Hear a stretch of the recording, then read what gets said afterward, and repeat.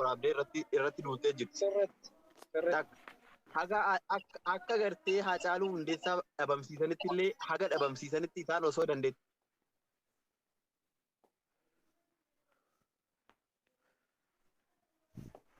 Qabaate. Siyaasa feenillee haa deeggarru. Gartee siyaasni keenya nuutu walirratti duule san ka siyaasaa. Garuu bakka xalaanni gartee nu dhabamsiisu yaaletti walirratti gonkumaa duuluun nurra hin jiraatu. Kanarraa of qusachuu qabna. Abbaan fedhe siyaasa fedhe yoo deeggare bar siyaasa jechuun yoo gartee amma namtichummaan achirra jiru kun achiisachoo'e namni biraa qabate ganaa waan siyaasaatiin of duuba deebinee tokko jennee lafaa kaasna. Kana ni beektanii miti. Dhaloonni kun dhaloonni kun akkamiin akka qaramuu diduu fi akkamiin akka akkana yaadu bijitu nama dhiba malee ammaa miti jechuudha. Dur jechuudha. Dur gizee ijoollummaa keenyaatitti yoggoo horii tissinuu obboleessuma keenyaa wajjin oguu deemnu wal lolla. Yookaan mucaa abbeeraa keenyaa hojiitiin yoggoo jabbilee wanti ka deemnu wal lolla. Gindi ammoo ijoolleen gara biraa yoo nutti dhufteetiin nututtu ofii waliin dubbisnu waliin odaa deemaarra. Ijoolleen naannoo biraa yoo dhuftee nututtu kun sadarkaa ijoollummaatti namni wal tuttuquun tokko wal loluun tokko nama jira. Gaafa ijoolleen biraa dhuftee nututtu isuma dura waliin dubbifne kanallee dhufnee jalqaba kan rukutu ana yoo namni isa tuqee jedhe. Yookaan innillee yoo namni tuqee jalqaba kan ijoollee san dhufeetiin rukutu isa. Kun ammoo yeroo ammaa kana keessa akkamitti akka akkana yaadanii bichatu na dhibaane. Eenyu ta'eetiin eenyutti kennaara mucaa kana. Siyaasa fedhe keessa Oromoon gaafa tuqamte namni Oromoo ta'ee sababaa siyaasaatiif Oromoo saniif hin dhiigne inni duraanuu dhiiga makkas jetteen kanan qabu. Dhiiga obbolummaan duraan qabu. Kana ka Oromoon irraa mulqamuu qabdu. Siyaasa fedhe adeeggaru. Amma jaalamarroo akka mataa keenyaatti jaalamarroo fakkeenyaaf warra shanee minaamin jennee wal qoodu. Gaafa isaan tuqaman jechuudha. Wallaahi dhiigan na danfaana. Dhiigan na danfa. Maaliif Oromoodha dhiiga kiyya? Fakkan itti raacitu hin qabu. Gaafa inni tuqame anatu asii dhiige bar. Gaafa inni achi dhiige anatu asii dhiiguu jira.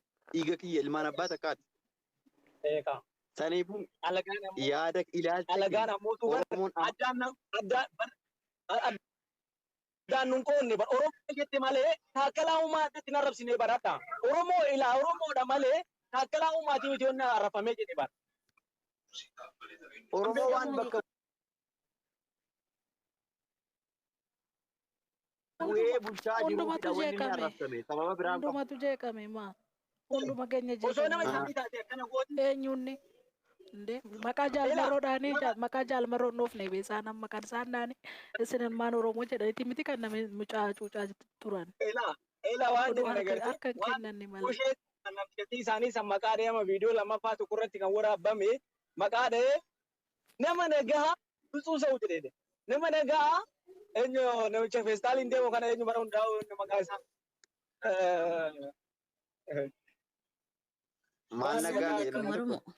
Eeyyaa. Kanaan deebistanii? Waalaikum salaam. Biraanuu nagaa jedhamu. Iskandar Naggaa. Iskandar Iskandar Naggaa nama nagaa hiitanii hidhaa keessatti gizee hundaa darartanii jedheetiin dubbata sii galee. Indee inni nama nagaa yoo ta'e akkanaa namoota maal ta'e nama badii ta'e reeshinu. Taakkalaa tokkoon badhaasinitti fakkaatina barnoota obboleeyyan ta'e maaliif hoo jettan Oromoon akka diinni isin hin jaalanne kama hundi kennaa akka agarra. Haadha sagaleetaa fi Oromoon takka ta'a diinni kamuu isin hin dhiisu. Hadda abiyyi nu faarsinu kanallee bor akkanuma isa godhan. Yoo Oromoo walii galte malee falli keessan hin jiru. Oromoo bakka jirtu walii gahe diina jala deemtu dhiisi tokko ta'e. Jabaa kan kee qabadhu, xiqqaa kan kee guddifadhu. Amma haaraa jirru abiyyi aannoo irratti osoo hin taane urma keenya kan inni mucarratti duuluu fi qeeqa mucaa irratti ka'aa jiru irratti aaraa jirra malee inni silaa waan inni nama dhadhaa nama muudu qabu beektu. Inni gizee kamuu diinuma. Yeroo kamuyyuu kan alagaan kasi faarsu hin jiru. Yeroo kamuu alagaan si uffaasisi malee kabachisi malee. Sun dhuguma obboleessa kan koo osoo isaan waan gaarii tolchani namni irratti duulullee hin jiru. Maaliif isaan akkamitti saba keenya bira dhaabachuu didaniif irra duulaaran malee waan biraatiif miti. Nama jaalattu irra duultaa malee nama jibbitu irratti hin duultu. Osoo jibbite garuu akka fedhan haa godhan jettee itti dhiistee biraa deemte. Nama jaalattu garuu gorsitee deeffachuuf irra duuluu qabda. Maaliif akka is ubbartan akka Oromoon bakka jiru ka'ee dammaqee tokko ta'u godhe malee kun badaa godhe natti fakkaatan akka kiyyatti akka Oromoon bakka kamiyyuu abiyyiillee bor kanuma isa godhuu deeman.